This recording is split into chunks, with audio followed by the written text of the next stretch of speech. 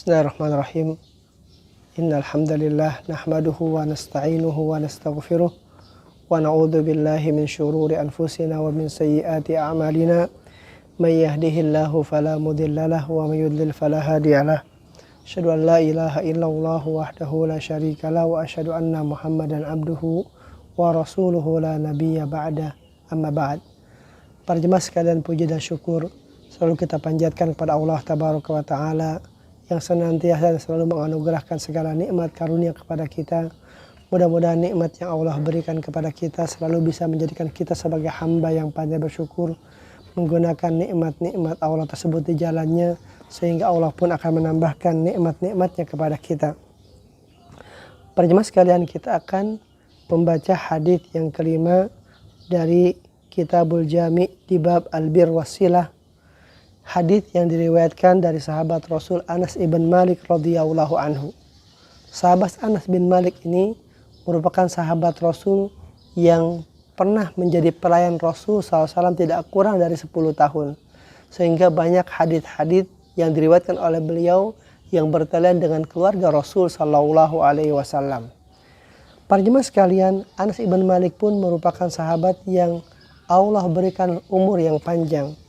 Beliau wafat pada tahun 93 Hijriah di kota Basrah. Artinya beliau wafat setelah Rasul wafat 82 tahun. Ini menunjukkan kepada kita betapa banyaknya kesempatan para tabi'in belajar dengan beliau, mengambil ilmu, mengambil hadis yang beliau dapatkan dari Rasul sallallahu alaihi wasallam. Para jemaah sekalian, dari hadis ini adalah beliau menyebutkan tentang sabda Rasulullah sallallahu alaihi wasallam. Kata beliau, annahu qala, bahwasanya Nabi SAW bersabda, walladzi nafsi biyadih, kata Rasul, demi yang jiwaku di tangannya. Ini merupakan sumpah, maknanya sama dengan wallahi. Tentu kalimat sumpah tidak diucapkan oleh seorang Rasul, juga oleh siapapun, kecuali ingin menegaskan sesuatu, ingin menguatkan makna sesuatu. Kita saja kalau bersumpah tentu kita ingin menegaskan dan menguatkan sesuatu. Maka untuk Rasul tentu memiliki makna yang lebih hebat. Kata Rasul, walladzi nafsi biyadih, demi yang jiwaku di tangannya, demi Allah. Apa yang Rasul katakan? Kata Rasul, la yu'minu abdun, tidaklah seorang hamba beriman, hatta yuhibba li jarihi, sehingga orang tersebut mencintai untuk tetangganya, ma yuhibbu li nafsihi, apa yang dia cintai untuk dirinya sendiri. Muttafaqun alaih. Para jemaah sekalian, hadis ini bertalian dengan masalah tetangga, di mana tetangga merupakan orang yang hidup berdampingan dengan kita. Baik dia berada di depan kita, di belakang kita, di samping kanan kiri kita, itu tetangga kita. Orang yang paling dekat dengan kita, yang mungkin bisa membantu kita dalam beberapa kejadian, banyak waktu adalah mereka. Kita mungkin orang yang punya banyak keluarga, banyak adik kakak, tapi mungkin mereka tinggalnya jauh daripada kita. Sementara tetangga itu adalah orang yang dekat dengan kita. Boleh jadi dia tidak punya hubungan darah dengan kita, tapi dia tetangga kita. Islam mengajarkan kepada kita untuk kita berbuat baik kepada tetangga. Karena itulah mulianya Islam. Karena tetangga merupakan orang yang paling dekat dengan kita, yang kita selalu bertemu dengan dia setiap waktu, setiap saat. Kita mungkin keluar belok ke kanan, ketemu tetangga yang sebelah kanan. Kita keluar ke kiri, bertemu dengan sebelah kiri. Kita jalan ke depan, bertemu yang di depan. Dan ini merupakan ajaran Islam bagaimana kita dalam hidup harus memperhatikan orang-orang yang berada di seputar kita. Rasul mengatakan tadi, demi Allah Subhanahu wa Ta'ala, la yu'minu abdun, tidaklah seorang hamba beriman.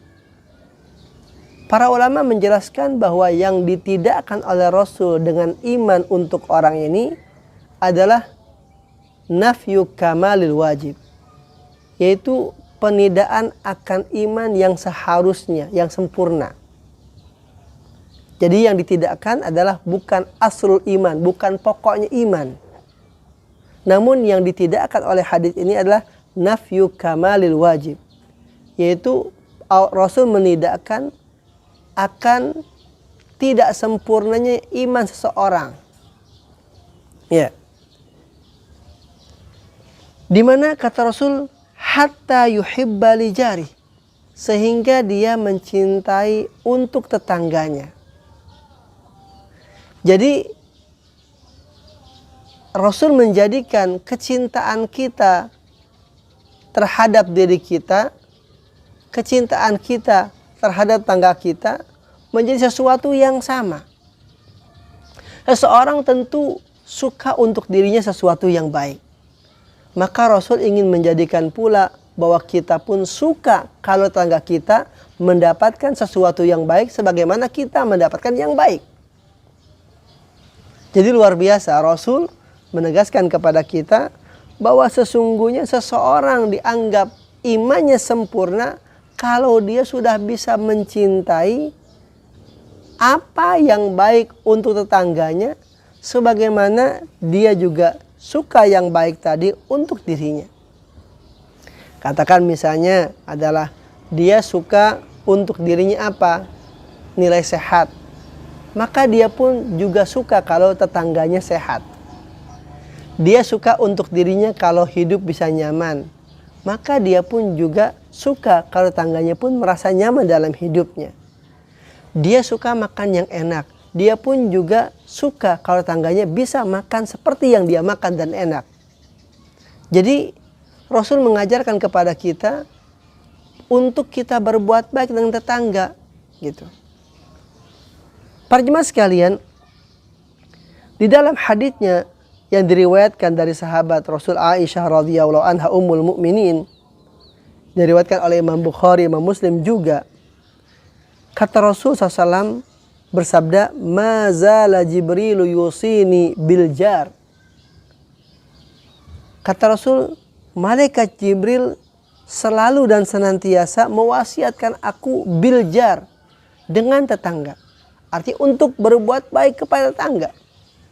Bayangkan, Jibril mewasiatkan kepada Rasul untuk berbuat baik kepada tetangga. Sehingga kata Rasul, hatta dhanantu annahu sayuwarithu. Sehingga aku mengira bahwasanya tetangga itu akan bisa menjadi waris. Menjadi ahli waris. Padahal kita tahu yang namanya tetangga itu ketika dia tidak punya hubungan nasab, tidak punya hubungan keluarga dengan kita, tentu tidak akan dia bisa mendapatkan waris. Karena hukum waris itu jelas. Dasarnya karena pernikahan, karena nasab, karena hubungan keluarga. Ya. Para jemaah sekalian, la yu'minu 'abdun hatta yuhibba li jarihi ma yuhibbu li nafsihi. Jadi hadits ini ingin menegaskan kepada kita tentang perintah Rasul kepada kita untuk berbuat baik kepada tetangga. Hendaknya kita kalau ingin bisa mendapatkan iman yang sempurna, di antara sekian banyak hadits yang menerangkan tentang iman sempurna adalah ketika seseorang sudah bisa mencintai untuk saudaranya apa yang dia cintai untuk dirinya. Para jemaah sekalian, di dalam hadits yang lain Rasulullah SAW menegaskan makna ini lebih jelas. Karena kalau kita lihat tadi hadits ini, la yu'minu abdun hatta yuhibba li jarihi. Tidaklah sempurna iman seorang hamba sehingga dia mencintai untuk tetangganya. Nah, tetangganya ini kan gak jelas. Di dalam hadits sudah jelaskan. Tetangga yang bagaimana? Tetangga kita itu kan banyak macamnya. Apalagi kita mungkin hidup di negeri yang katakan beraneka ragam beragamanya. Mungkin tetangga kita yang kafir, tetangga kita yang mukmin, tetangga kita yang munafik dan seterusnya. Maka di dalam hadits riwayat Imam Nasai, beliau mengutip hadits Rasul dengan lafaz yang sedikit berbeda. Dikatakan dalam hadits Nasai, hatta yuhibba li akhihi minal khairi ma yuhibbu li nafsihi, sehingga dia mencintai untuk saudaranya, minal khairi, dari kebaikan, ma yuhibbu li nafsihi, apa yang dia cintai untuk dirinya. Jadi kalimat tadi al-jar yang bermakna umum dalam hadis yang pertama, di sini dikuatkan diikat oleh dengan li akhihi, untuk saudaranya, artinya tetangga yang mukmin. Tetangga yang mukmin, tetangga kita yang sama-sama berakidah iman Islam gitu. Para jemaah sekalian, jadi hadis tadi jelas bahwa untuk kita mencintai tetangga itu, yang bisa menjadikan nilai kita, iman kita sempurna adalah tetangga kita yang mukmin. Tentu untuk bisa menjadikan rasa cinta itu ada pada tetangga kita, di mana kita bisa mencintai apa yang kita cintai untuk diri kita, dan kita pun suka juga untuk tetangga kita yang mukmin tadi. Tentu ini sesuatu yang bukan sederhana. Terkadang kita banyak mendapati seseorang ketika hidup dengan tetangganya, dia tidak suka kalau tetangganya itu adalah memiliki seperti yang dia miliki. Terkadang kita tidak melihat bahwa seorang tetangga itu suka kalau tetangganya bisa hidup seperti hidupnya dia. Apalagi mungkin di kota besar sering terjadi persaingan hidup antara seorang dengan tetangganya, sehingga dia tidak suka kalau tetangganya mendapatkan kebaikan seperti yang didapatkan dari kebaikan untuk dirinya. Maka Rasul menegaskan kepada kita, sebagai seorang mukmin hendaknya kita menjadikan diri kita adalah cinta kepada tetangga kita apa yang baik, sebagaimana kita juga cinta hal tersebut untuk diri kita. Para jemaah sekalian, di dalam beberapa penjelasan para ulama, ya kan, bahwa yang masuk dalam kategori hak-hak tetangga itu adalah diantaranya kita berupaya untuk menahan diri untuk tidak menyakitinya. Sebagaimana kita tidak suka disakiti oleh orang, maka kita pun hendaknya tidak menyakiti tetangga kita yang mukmin. Kemudian hendaknya kita juga bersabar, ya kan? Sebagaimana kita adalah ketika mungkin ada orang yang mengganggu diri kita, kita bersabar, maka hendaknya kita pun jangan mengganggu tetangga kita sehingga dia harus bersabar. Kemudian kita juga harus bersikap lemah lembut kepada mereka. Kalau katakan kita misalnya berucap, maka berucaplah dengan sesuatu yang baik. Sebagaimana kita suka kalau orang berucap dengan kita dengan ucapan yang baik. Kita memulai dengan sesuatu yang baik untuk mereka. Sebagaimana kita pun juga suka kalau orang memulai sesuatu yang baik kepada kita. Kita mulai adalah ketika bertemu dengannya dengan ucapan salam. Sebagaimana kita juga sangat suka kalau ada orang mungkin mengucapkan salam kepada kita. Kalau katakan dia sakit, maka kita juga hendaknya menjenguknya. Sebagaimana kita juga suka kalau ada kita dalam keadaan sakit, orang menjenguk kita. Kita mentakziahkannya ketika ada musibah, sebagaimana kita adalah suka untuk ditakziahkan ketika ada musibah yang menimpa kita sebagai bentuk doa kepada kita. Kita juga ada suka untuk apa?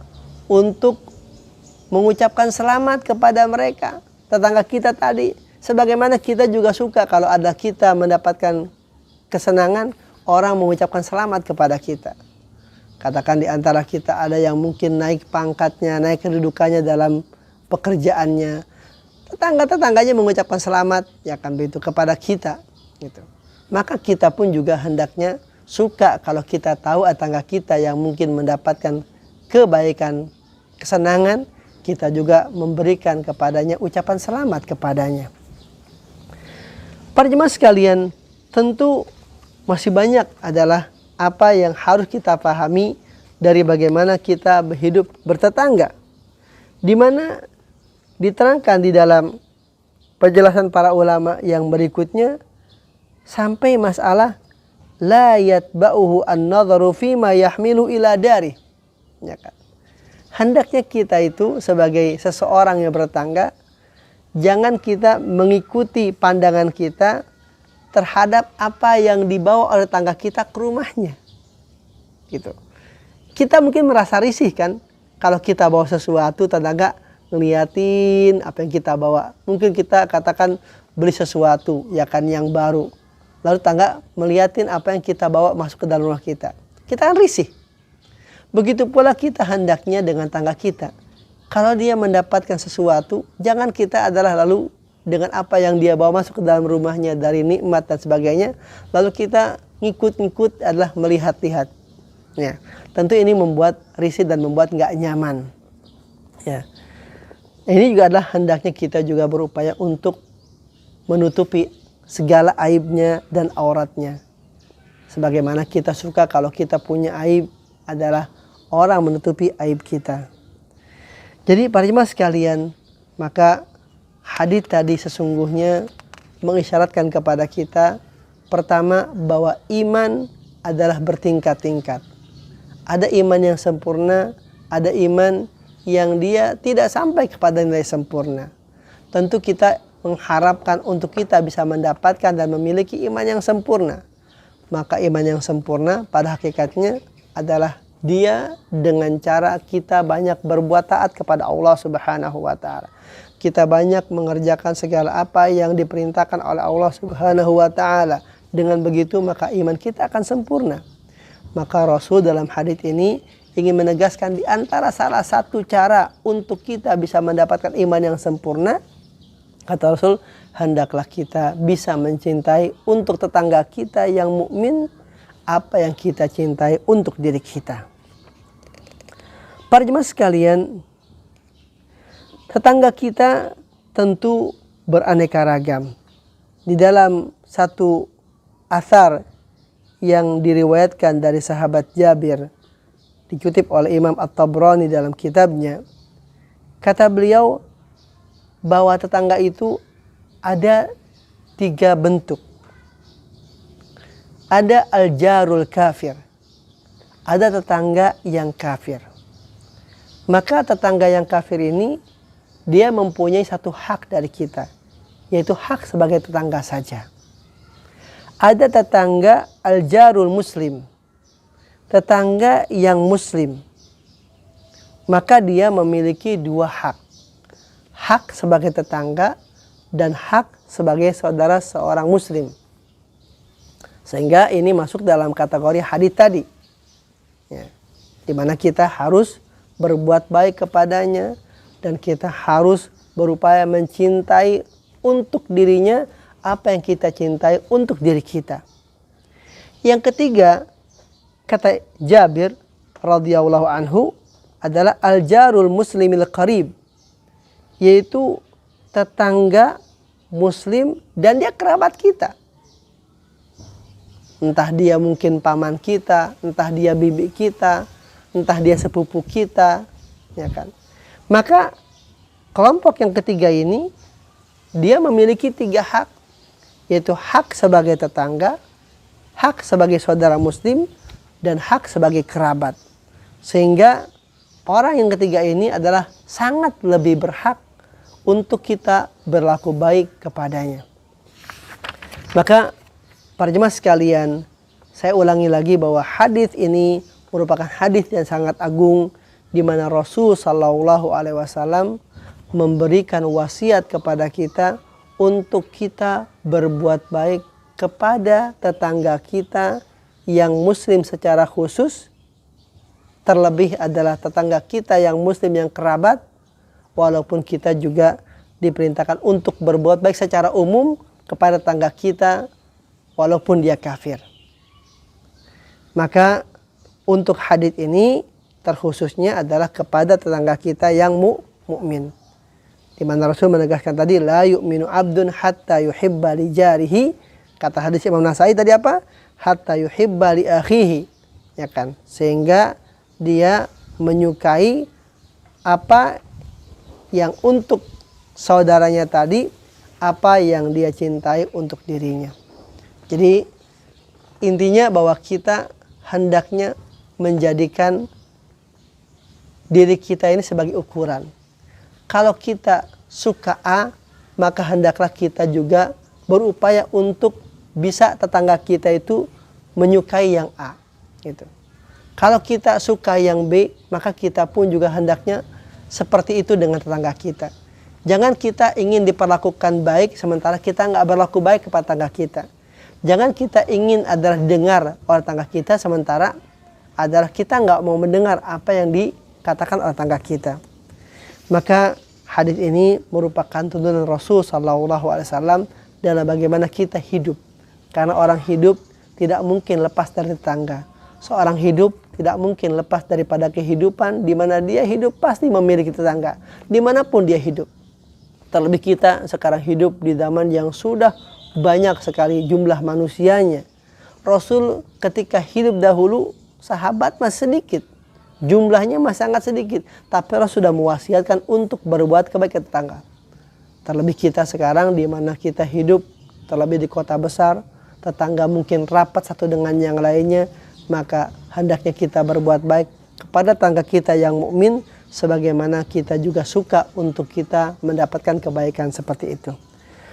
Para jemaah sekalian, mudah-mudahan apa yang kita bisa baca dari hadis ini bisa menjadi tambahan ilmu untuk kita, bisa menjadi adalah penambah iman kita, karena Rasul tadi menegaskan bahwa untuk bisa mencapai iman yang sempurna, di antara hal caranya adalah kita menyukai untuk tetangga kita yang mukmin apa yang kita sukai untuk diri kita. Demikian, mudah-mudahan bermanfaat dan bisa menjadi tambahan ilmu dan iman pada kita. Iman kita pada Allah Subhanahu wa taala sehingga dengannya kita akan mendapatkan segala kebaikan di dunia dan akhirat. Subhanaka wa bihamdik asyhadu an la ilaha illa anta astaghfiruka wa atubu ilaika. Assalamualaikum warahmatullahi wabarakatuh.